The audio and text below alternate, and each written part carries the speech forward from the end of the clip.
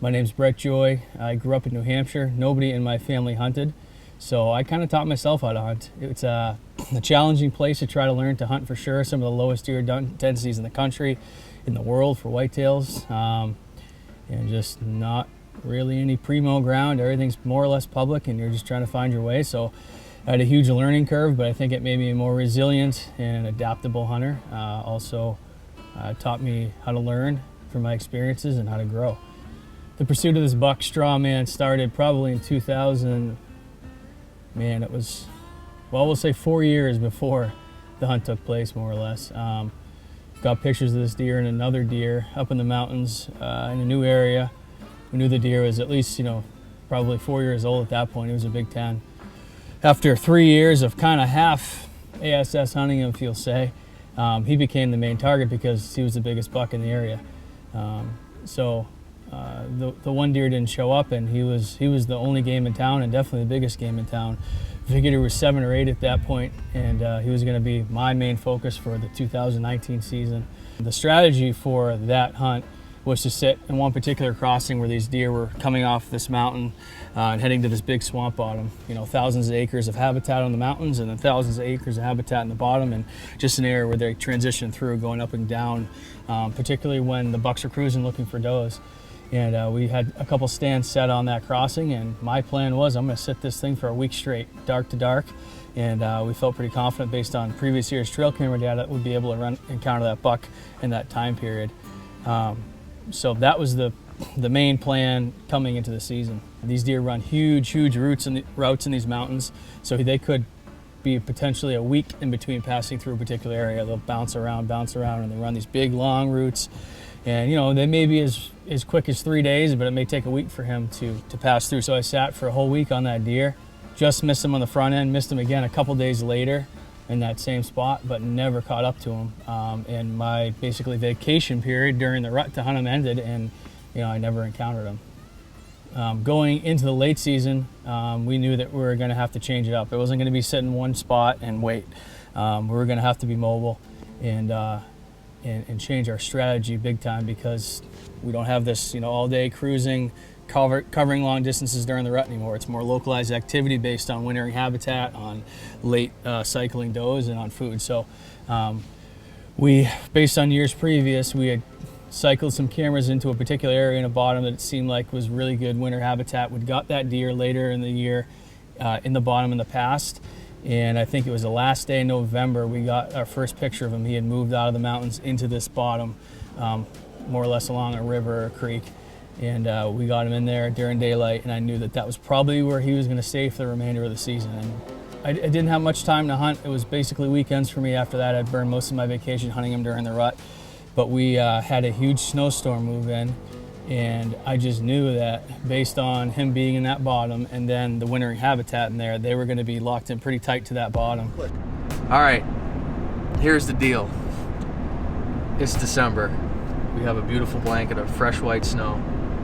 We are in the mountains right now. We drove up here this morning. We're still in the truck because we're going tracking, and we're not going to be in a tree today. We're going to go after Strawman. We got borrowed Ross's buddy Travis's snowmobile to get into the area in the mountains, because there's no way we're getting in there miles through a lot of snow. We have over a foot here, so we are going to get the snowmobile out, get loaded up, get in there, and then work it out. Hopefully get on Strawman's tracks. We think we know where he's at. We think he's kind of transitioned to a late season, well, early/late season area. We had him here in the summer, and we think he's headed back in there. So we're gonna get in there and hopefully cut his track and kill him. I don't know, we'll see what happens. It'll be an interesting day. I'm not super experienced tracking, haven't done it a bunch. It's not my favorite way to hunt, but if you want to kill a big deer, use every advantage you can. And today our advantage is fresh snow, so we're gonna use it. The plan was we're going to go in there, we're going to check the cameras that have been sitting for a week plus, and we're going to have to bring the rifle, and if we get an opportunity to cut this buck's track, we're going to try to track him down in the snow and kill him. Got to the spot, got in, and immediately actually cut his track going by one of our trail cameras. We checked the camera, saw it was him, and it's like, hey, game on. This buck went by this camera a couple hours ago. We have his fresh track, we have fresh snow, and we have a rifle. So this is his track. That's his track right here. He's heading into this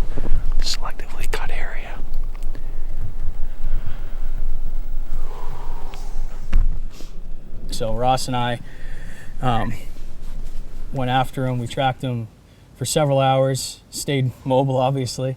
It's not a mobile tree hunting or tree stand or saddle story, but it's a mobile on foot story. Crazy thing to us was he was chasing does like it was the middle of November with 2 feet of snow and it was about 10 degrees out. Extreme conditions, and this 8-year-old buck is just running himself basically to death chasing does on December 7th. So it was pretty wild. It was getting really tough. We were getting tired, punching through 2 feet of powder, trying to, not punching through, but just slugging through 2 feet of powder, trying to stay on this deer's track.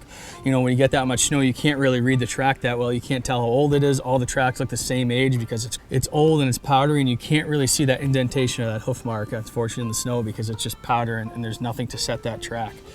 So it's tough to tell if you're on a mature buck or a mature doe or a young buck. So we were able, though, based on his stagger and his stride length, to stay on that buck for the whole morning in that bottom. And then finally, middle of the day, we had crossed the logging road and headed up on the mountain. And then he had split off. And when he split off and went up high, we knew we were in a really good position because he was done chasing does. He was going to go up high in bed. And we kind of started to slow down and take our time after this buck because we knew he was going to be bedded in an advantageous position for him on the mountain looking down on us. We've been walking for a while. We've done a few miles today. We're going to keep on it though.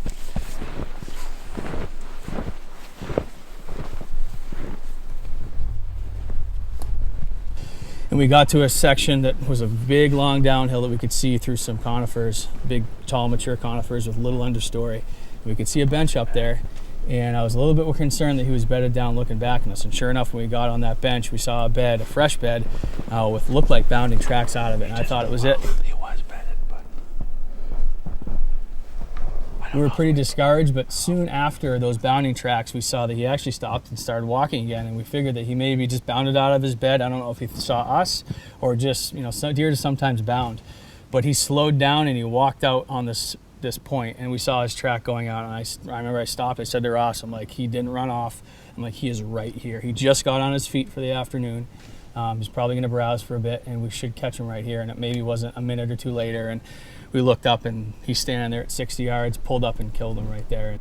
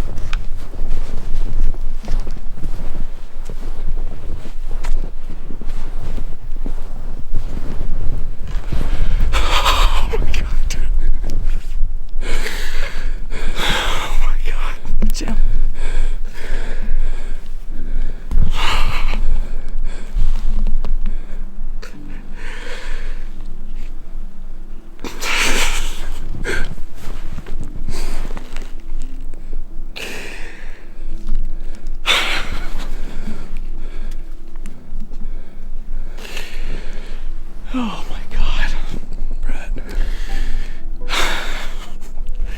Dude, I wouldn't have killed him without you, man. No way. The whole team effort, the whole year, man. Here, dude.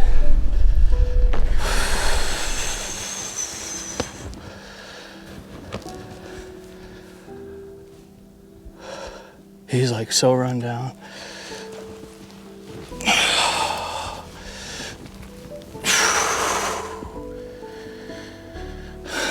What an animal.